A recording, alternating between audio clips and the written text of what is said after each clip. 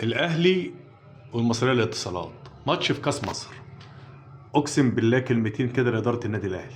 اللعيبه دي الجرف اللي الواحد بيتفرج عليه ده حرفيا ده خط دفاع المفروض انه بديل لخط دفاع الاساسي اللي هو اصلا الخط دفاع الاساسي احنا مستحملينه بالعافيه.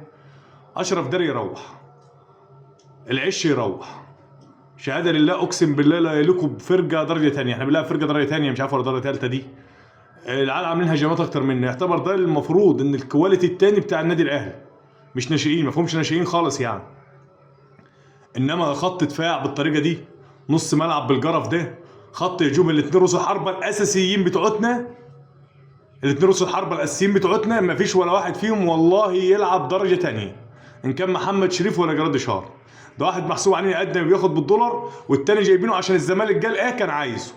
لا شهاده لله، في الله يكون في عون ترب المفروض ان يو بعد ما يخلص كده كاس مصر وترجع اللعيبه يمشي على الاداره يقول لهم في الانتقالات الشتويه تلتين اللعيبه دي تروح حرفيا لو هتبيعوهم ببلاش.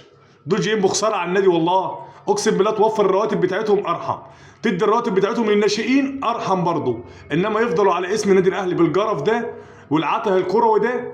اقسم بالله ده هبل كروي شغال من اول الماتش، واحد مستحمله بالعافيه. جبنا جون واحد من كرة عبيطة حلو عمر انه فاج وحطها، وبعد كده المصرية الاتصالات عاملة علينا ماتش ولا ليفربول.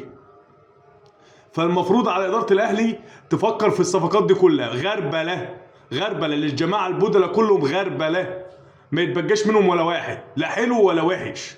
هيقول لي ده يحلو وده هيعمل الجرف ده العته الكروي ده.